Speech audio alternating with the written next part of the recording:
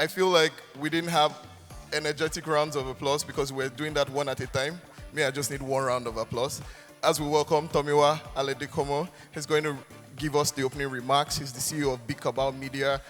And a big reason why we're here to have all these discussions. So I just want one really energetic round of applause.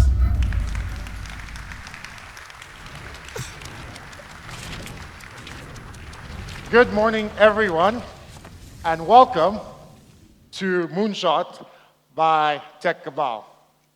Hello and welcome. It is the second year of Moonshot by TechCabal. So distinguished guests, innovators, bold thinkers, welcome to Moonshot by TechCabal. My name is Tomiwa Aladekomo. I'm the CEO of Cabal Media. We are the most important publisher of stories around culture, innovation, and technology in Africa. And it's exciting to be here today in a room filled with some of the most audacious and boldest thinkers in Africa's ecosystem. We have founders, we have business leaders, we have operators, we have investors, we have regulators, we have students, the future of our ecosystem, all united by a passion for one thing: building a prosperous future for Africa through technology. Last year, we launched Moonshot with a bold vision to promote a launchpad where Africa's most brilliant minds could come together to confront our continent's most critical challenges with innovative solutions.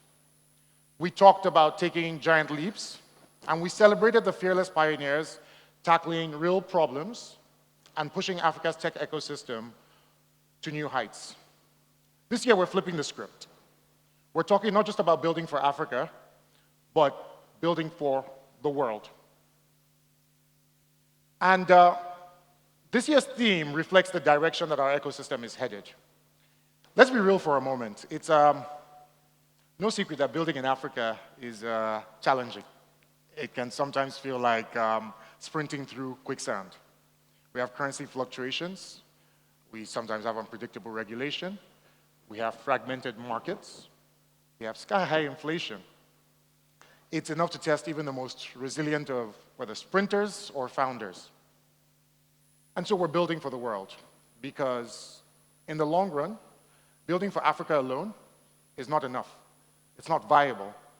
The world is moving, technology is evolving, and if we're not going to be left behind, if we're going to build companies that have the growth rates and that have the escape velocity, that have total addressable markets that are large enough for viable and VC-pleasing exits, I can see investors in the room, we have to go further afield.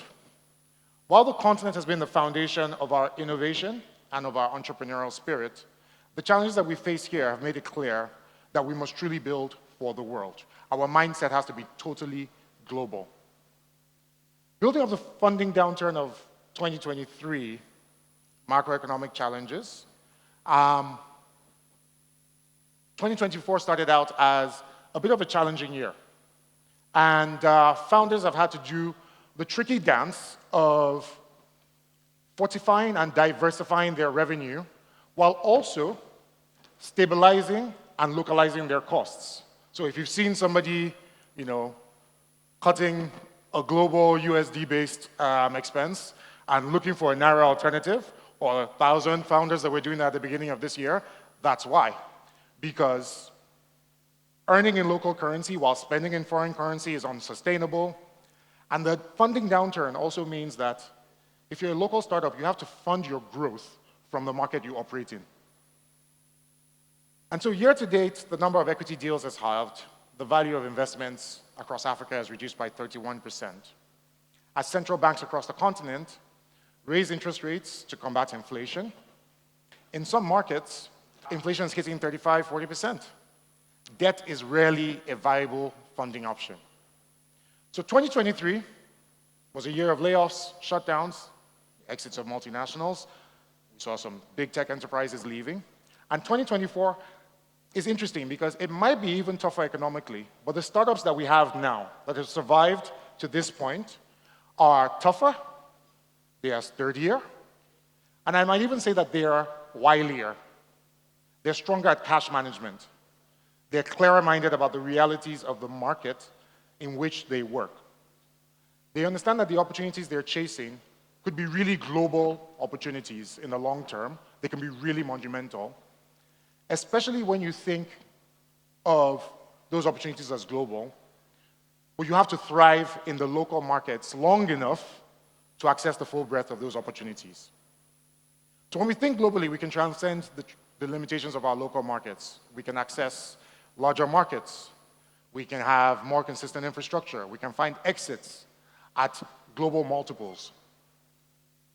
But with global ambition come global challenges. How do we scale African innovation in an increasingly competitive world? How do we equip our entrepreneurs and teams with the skills, the talent, the resilience needed to thrive on the global stage? Moonshot 2024 is all about tackling these questions head on. Despite the challenges, Africa's most enterprising businesses, investors, and tech leaders, people like you, continue to be bullish on the continent's possibilities. Over the next couple of days, over 3,000 guests and 100+ speakers from across the world will gather together, ready to learn, collaborate, and innovate to overcome these challenges. We're here to share lessons and discuss successful and disastrous approaches to growing global. We've brought stakeholders from all along the value chain, the founders and business leaders, developers, product managers, regulators, lawyers, the young talents that would define the future of the industry. All of them are here to share our stories of success and our failures, helping others plot better paths to the future. We're showcasing the best work that's being done in commerce, in fintech, in AI, in the creative economy, one of the engines of our economy. This year, we've expanded our reach with 9 content tracks covering everything from the future of commerce to clean tech and climate, government regulation and policy, the creative economy, big tech and enterprise. We've expanded opportunities for investor engagement because we believe access to global capital will continue to be key to scaling our startups beyond borders. We've also introduced new formats, including product demos, investor lounges, and a deal room with sessions for startups and investors.